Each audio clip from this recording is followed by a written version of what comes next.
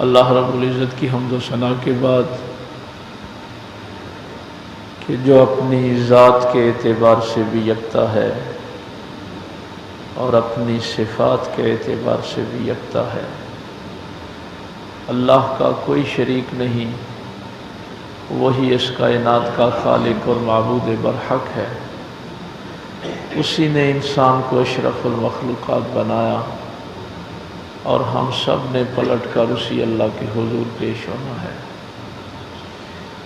بے حد و بے انتہا درود و سلام امام الانبیاء، حبیب کبریا، شفیع المذنبین، رحمت للعالمین، تاجدار سلطنت دنیا و دین، آمنہ کے لال، باعث تخلیق کائنات، احمد مجتبی محمد مصطفیٰ صلی اللہ علیہ وآلہ وسلم کی ذات اقدس پر کہ جن کے صدقے اللہ نے ہمیں ایمان کی دولت سے مالا مال فرمایا، کہ آپ جب کلمہ پڑھ لیتے ہیں تو کلمہ پڑھنے کے بعد اللہ کے حلال کو حلال سمجھنا اور اللہ کے حرام کو حرام سمجھنا یہ میرے اوپر واجب ہے۔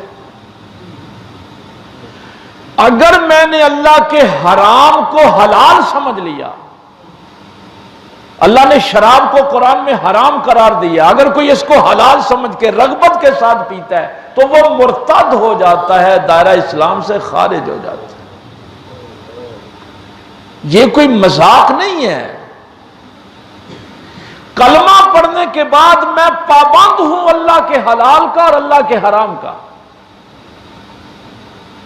اسی لیے فرمایا کہ جس نے جھوٹ بولنا نہیں چھوڑا اس کو اللہ کو کوئی ضرورت نہیں ہے کہ وہ بھوکا پیاسا رکھے اس بندے کو، اور بھوک پیاس کے سوا اس کو ملتا بھی کچھ نہیں۔ اور ضروریات دین میں سے کسی ضرورت کا اگر آپ انکار کر دیں تو تب بھی انسان مرتد ہو جاتا ہے، دائرہ اسلام سے خارج ہو جاتا ہے۔ اور ضروریات دین میں سے ایک ضرورت زکوٰۃ بھی ہے۔ تو مجھے اتنا اندازہ نہیں تھا جتنا آج لوگوں نے وہ مسائل پوچھے۔ زکوٰۃ ارکان اسلام میں سے بھی ہے، ضروریات دین میں سے بھی ہے۔ کافر کی ڈیفینیشن ہی یہی ہے، جو ضروریات دین میں سے کسی ایک ضرورت کا انکار کرتا ہے اس کو کافر کہتے ہیں۔ تو یہ جو 2.5% ہے، آپ صاحب نصاب ہیں، 7.5 تولے سونا آپ کے پاس موجود ہے، 52.5 تولے چاندی موجود ہے، یا اس کے مطابق آپ کے پاس رقم موجود ہے، آپ نے کمیٹی ڈالی ہوئی ہے، اس صورت میں پیسے موجود ہیں، آپ کے پاس حج کے لیے وہ پیسے پڑے ہوئے تھے، کسی سے قرض لینا ہے جو آپ کو ملنے کی امید ہے۔ اس میں اس دور میں تھوڑا سا وہ مولویوں نے تو وہ بات کر دینی ہوتی ہے، ان کو پتہ نہیں ہوتا کہ اثرات پھر کہاں تک جاتے ہیں۔ اس بدعت نے پتہ ہے ہمیں کہاں تک پہنچایا؟ یہ جو بدعت کے اور شرک کے فتووں نے ہمیں پہنچایا کہاں تک گیا ہے آپ کو اندازہ نہیں ہے۔ اب اسلام دشمن طاقتوں نے یہاں تک کہنا شروع کر دیا کہ یہ دین 1400 سال پہلے تو قابل عمل تھا، اس دور میں یہ قابل عمل ہی نہیں ہے۔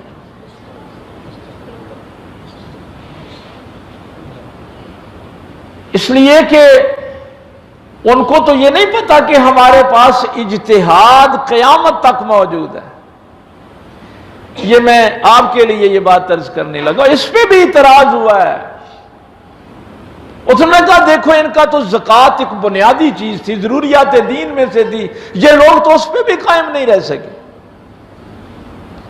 نبی پاک صلی اللہ علیہ وسلم کے دور میں 52.5 تولے چاندی اور 7.5 تولے سونے کی قیمت برابر تھی۔ یہ جو آپ سنتے ہیں نا کہ آپ کے پاس 52.5 تولے چاندی ہے یا 7.5 تولے سونا ہے تو آپ صاحب نصاب ہیں، اس دور میں ان دونوں کی قیمت برابر تھی۔ اب قیمت میں فرق آ گیا، اب تو 1 تولہ سونا جو ہے وہ 70,000 کے قریب ہے، اور 52.5 تولے چاندی 40,000 کے قریب ہے، یعنی 1 تولہ سونا ہی جو ہے وہ چاندی سے بہت زیادہ ہے۔ تو یہ جو کفار تھے انہوں نے مذاق اڑایا، انہوں نے کہا جی اب آپ نصاب کس کو قرار دیں گے؟ وہ تو بلا ہو ہمارے وہ الجزائر کے تھے عز الدین بلیک، پاکستان کے مولویوں کو تو نور بشر سے ہی فرصت نہیں ہے نا، یہ بیچارے تو انہی باتوں میں الجھے ہوئے ہیں، تراویاں 8 نے کہ 20 نے، نبی پاک نور نے کہ بشر نے، اختیار ہے کہ نہیں ہے، وہ اب جن مسجدوں میں جائیں گے یہی کچھ ہو رہا ہے۔ تو ہمارے الجزائر کے بزرگ ہیں عز الدین بلیک، پھر وہ جامعہ الازہر کے امام ابو زہرہ تھے، پھر ہمارے ترکی کے 1-2 وہ نام میرے ذہن سے، انہوں نے پھر بیٹھ کے یہ فیصلہ کیا کہ یار یہ تو بہت مذاق ہمارا بننا شروع ہو گیا ہے، تو اس کا کچھ حل کرنا چاہیے۔ تو انہوں نے پھر بیٹھ کے یہ فیصلہ کیا کہ اب جو نصاب ہے، سونے کو تو ہم ویسے ہی کہیں گے 7.5 تولے، لیکن نصاب اب جو بتایا جائے گا وہ 52.5 تولے چاندی اگر کسی کے پاس یا اس کے مطابق رقم 40,000 روپیہ تقریباً ہے تو وہ اس کو نصاب قرار دیا جائے گا۔ 1 محرم کو یہ جو 1 رمضان المبارک کو آپ کے بینکوں سے زکوٰۃ کاٹی جاتی ہے، تو یہ نصاب ان کو بھی گورنمنٹ کی طرف سے آ جاتا ہے۔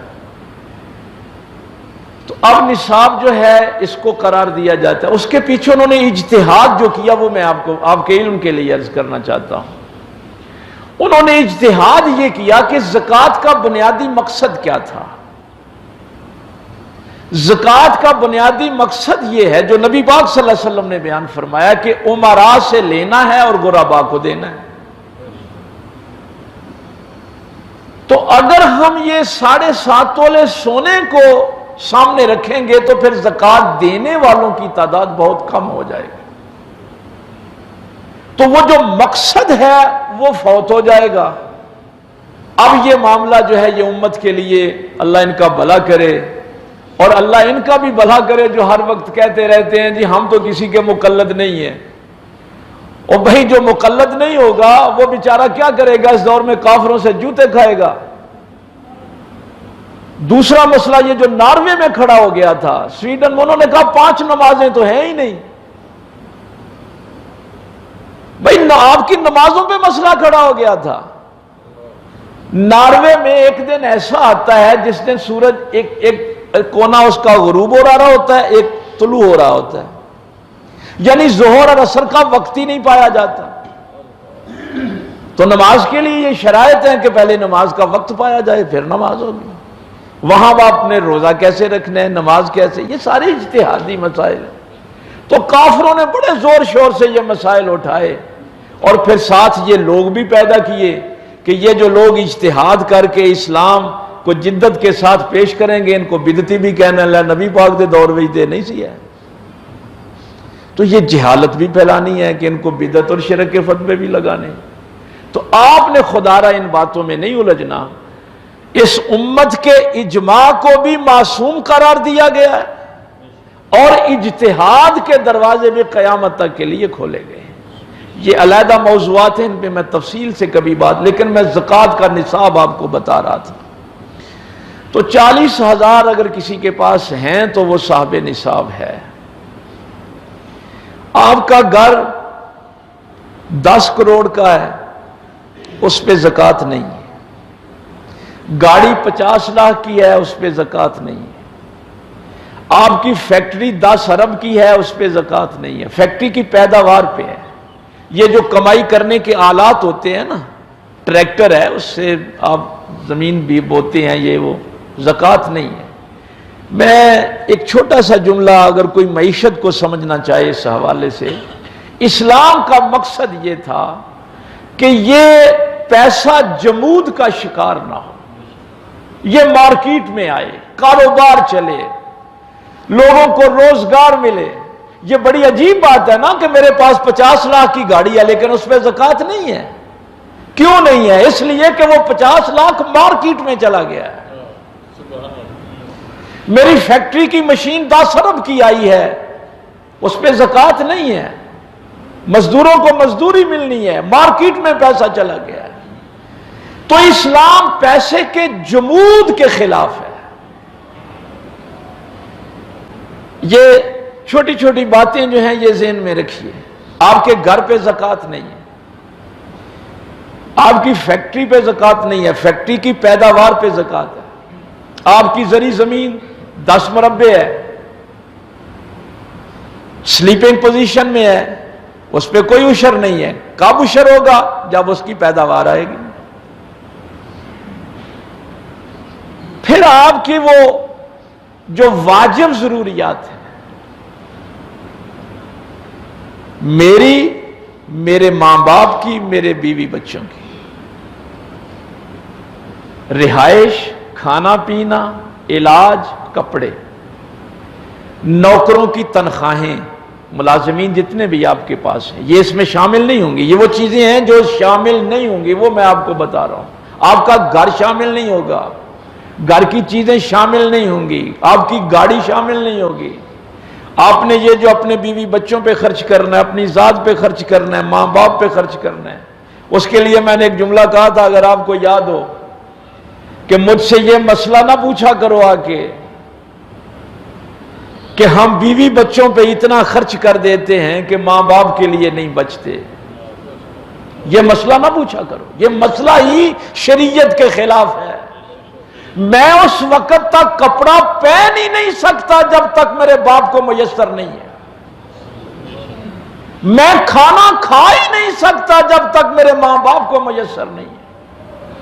یہ نہیں ہے کہ ماں باپ کی چارپائی باہر گراج میں نکال دیں، میں گھر کا وہ بیڈ روم استعمال کر ہی نہیں سکتا اگر میرے باپ کو میسر نہیں۔ جو علاج میرے ماں باپ کو میسر نہیں، وہ میری اولاد کے لیے ہو ہی نہیں سکتا۔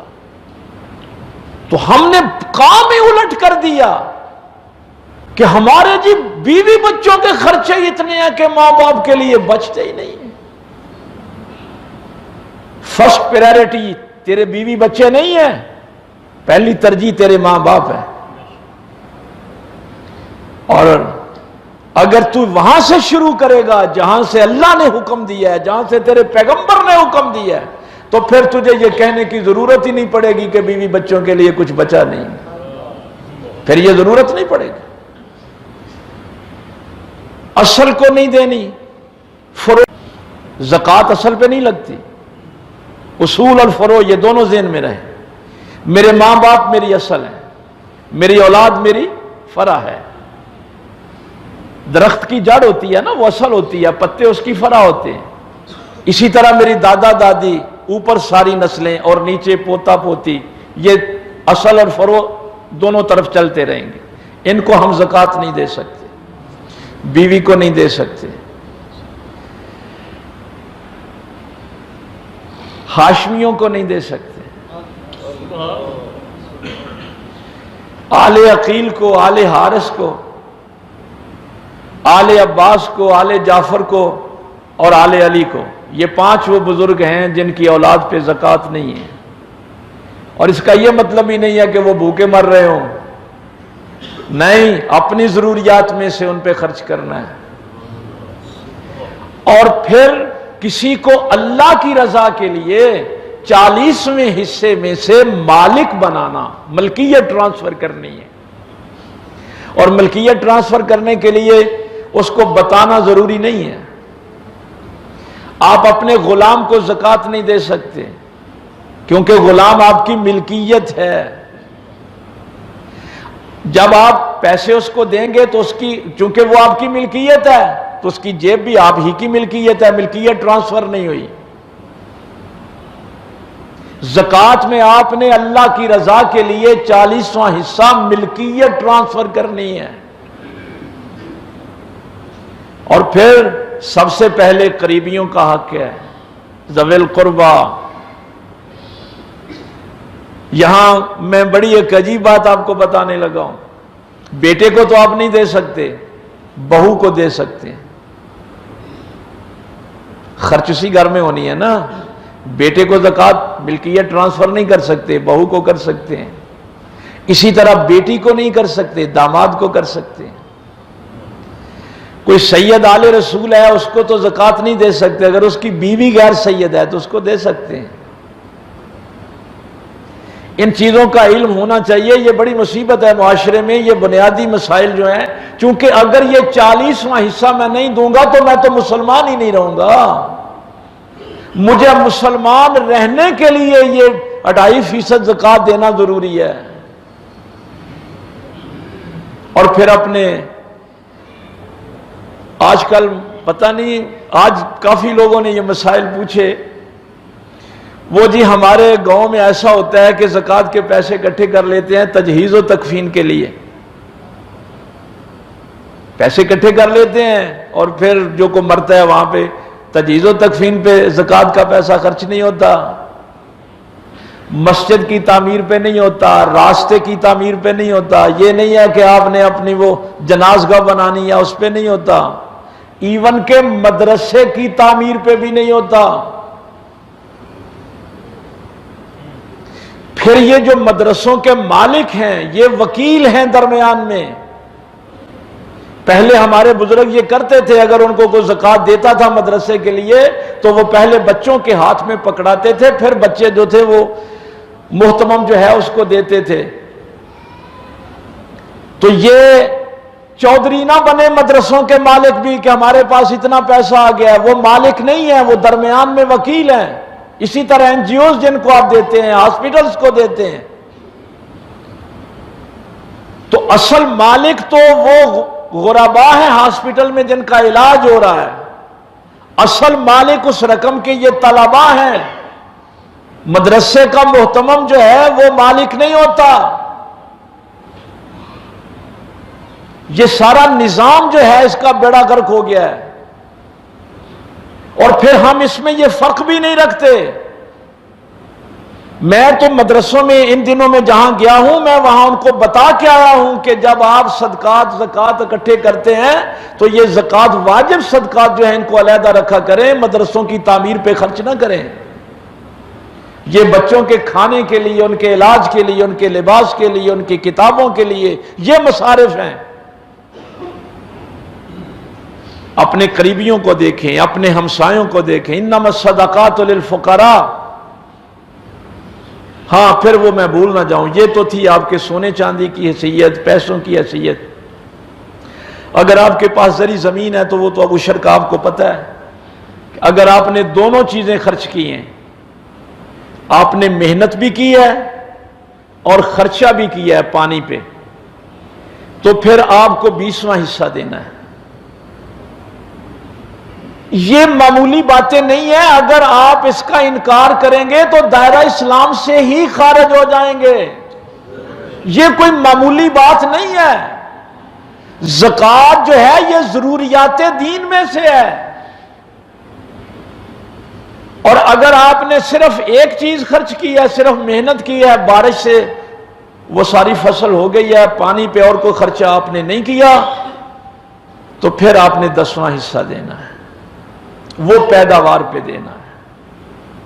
اگر آپ کے پاس جانور ہیں تو 40 بکریوں پہ 1 بکری زکوٰۃ ہے، 40 پہ کم نہیں ہے۔ گائے بیل ہیں 30 ہیں تو 1 بکری، 40 ہوں گے تو 2 سال سے بڑا ایک جانور آپ دے دیں گے۔ اونٹ 5 ہیں تو پھر 1 بکری، 10 ہوں گے تو پھر 1 بکری آپ دیں گے۔ جانوروں کی زکوٰۃ کا بھی آپ کو پتہ ہونا چاہیے، زرعی زمین کا بھی، آپ کی فیکٹری کا بھی۔ اور یہ وہ ہے جس کے لیے میرا مسلمان ہونا بچ جائے، یہ میں وہ بات بتا رہا ہوں۔ باقی تو قرآن نے یہ کہا یسألونک ماذا ينفقون، اے پیغمبر آپ سے پوچھتے ہیں ہم اللہ کی راہ میں کیا خرچ کریں، قل العفو، ان سے فرما دو جو تیری ضرورت سے زیادہ ہے وہ تیرا نہیں ہے، وہ تجھے اللہ نے آزمائش کے لیے دیا ہے۔ اور آخری بات بڑی سخت ہے، اگر پیسے رشوت کے ہیں، چوری کے ہیں، ڈکیٹی کے ہیں، غریبوں کا حق مارا ہے، اس پہ زکوٰۃ نہیں ہے، چاہے اربوں روپیہ ہے۔ زکوٰۃ صرف حلال کے پیسوں پہ۔ اللہ تعالیٰ حرام کے پیسوں، اور جس شخص نے حرام کے پیسے دے کر یہ نیت کی کہ مجھے اس کا ثواب ملے گا، اس کو دوہری سزا ہے۔ اگر اس نے حرام کے پیسے دینے ہیں تو ذہن میں یہ نیت نہ رکھے کہ مجھے اس کا ثواب ملے گا، تو حرام کے پیسوں پہ زکوٰۃ نہیں۔ فقیر کی، یہ چونکہ قرآن کریم نے ٹرمیں استعمال کی ہیں، وقت ہو گیا مجھے پتہ ہے، لیکن یہ دو چار ٹرمیں جو ہیں قرآن نے استعمال کی ہیں کہ آپ نے فقراء پہ خرچ کرنا ہے، یہ چونکہ بہت ضروری ہے مسئلہ۔ ہم سمجھتے ہیں کہ جس کا ہاتھ نہیں ہے، جس کی آنکھیں نہیں ہیں، ٹانگیں نہیں ہیں، معذور ہے، اس کو دینا ہے۔ قرآن کہتا ہے فقیر کو، محتاج کو۔ فقیر وہ ہوتا ہے جو محنت پوری کرتا ہے، کوشش پوری کرتا ہے۔ بچے ہیں 6-7، صبح دیہڑی لگانے بھی جاتا ہے، آ کے بھی کوئی محنت مزدوری کرتا ہے، لیکن وہ صاحب نصاب تک نہیں، 40,000 روپے تک نہیں پہنچا، تھوڑی ہے رقم۔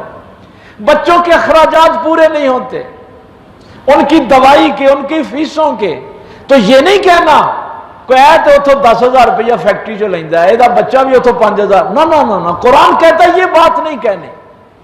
ان محتاجوں کا خیال کرو جو کوشش پوری کرتے ہیں لیکن ان کے گھر چل نہیں رہے۔ محتاجوں کو یہ کہہ کے ذلیل نہیں کرنا کہ یہ وہاں سے 15,000 تنخواہ لیتا ہے، اے دیہڑی لاؤں گا انہیں مل جاندے۔ تو جس کے پاس ملکیت ہو، یہ ڈیفینیشن فقیر کی عرض کر رہا ہوں، لیکن نصاب سے کم کی ملکیت ہو، اس کو فقیر کہتے ہیں۔ انما الصدقات للفقراء والمساکین۔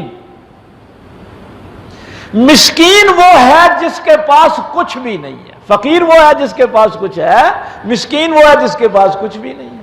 اور پھر قرآن نے اگلا جملہ جو کہا، لا یسالون الناس الحافا، اس کے پاس کچھ نہیں لیکن پھر بھی وہ لوگوں سے لپٹ لپٹ کر سوال نہیں کرتا۔ ان کو تلاش کرو، ان کی عزت نفس بھی مجروح نہ کرنا، ان کو مالک بنا دینا تحفہ دے کے، یہ ضروری نہیں ہے ان کو بتانا۔ والعاملین، جو زکوٰۃ اکٹھی کرتے ہیں ان کی تنخواہیں جو ہیں وہ مل جائیں گی۔ والمؤلفۃ قلوبہم، لوگ نئے نئے دائرہ اسلام میں داخل ہوئے ہیں، ان کے دلوں میں محبت ڈالنے کے لیے وہاں زکوٰۃ کا پیسہ خرچ کریں۔ وفی الرقاب، کسی کو غلامی سے نکالنے کے لیے یہ پیسہ جو ہے یہ خرچ کریں۔ والغارمین، تیرے محلے میں، تیرے رشتہ داروں میں کوئی قرضے میں پھنس گیا ہے، اس مقروض کی جان چھڑا دے۔ وفی سبیل اللہ، اللہ کی راہ میں خرچ کر۔ اچھا میں حیران ہوتا ہوں، 12ویں صدی تک کے جتنے مفسر ہیں انہوں نے فی سبیل اللہ کا معنی کیا ہے جو جہاد کے لیے مجاہدین نکلے ہیں ان کے لیے خرچ کرو۔ اور 12ویں صدی کے بعد ہمارے مولویوں نے آج کل فی سبیل اللہ کا معنی مدرسہ نکال لیا۔ یہ جو قرآن پاک نے مصارف بتائے ہیں نا، ہم نے کبھی اپنی زکوٰۃ سے سوچا کہ کسی قرضدار کا قرض اتر جائے، کو غلامی سے نجات کسی کو مل جائے؟ ابن السبیل، جو مسافر ہے، پیسے اس کے پاس تھے، چوری ہو گئی، ختم ہو گئے، گھر اس کے پاس ہیں لیکن منگوا نہیں سکتا، زکوٰۃ کے پیسے اس پہ بھی خرچ کرو۔ یہ 8 مصارف جو ہیں یہ قرآن کریم نے سورہ توبہ میں 10ویں پارے میں بیان فرمائے ہیں۔ لیکن بات پھر وہی ہے کہ یہ فقیر بھی کہاں سے تلاش کرنے ہیں؟ اپنے قریبیوں سے، اپنے ہمسایوں سے، اپنے محلوں سے۔ میرے اوپر لاہور والا جو یتیم ہے اس کی ذمہ داری نہیں ہے، جو میرا قریبی یتیم ہے اس کی ذمہ داری ہے میرے اوپر، میرے ہمسائے کی ذمہ داری ہے میرے اوپر۔ تو یہ زکوٰۃ کا مسئلہ اتنا اہم ہے کہ جو بندہ اس کا انکار کرتا ہے وہ کافر ہو جاتا ہے، اس کی زندگی سے برکت ختم ہو جاتی ہے، اس کی آخرت سے برکت ختم ہو جاتی ہے۔ تو اس لیے یہ سال کا حساب جو ہے وہ نکالیں، مال تجارت ہے اس کا حساب نکالیں جا کے اور ضرورت مندوں تک پہنچیں۔ اور یہ سال کا جو حساب ہے یہ چاند کے اعتبار سے ہے، سورج کے اعتبار سے نہیں۔ تو باقی اگر کسی نے پوچھنا ہوگا تو وہ مجھے ٹیلی فون پہ رابطہ کر لے یا مل لیں. اللہ تعالیٰ عمل کی توفیق دے. وآخر دعوانا الحمدللہ رب العالمین.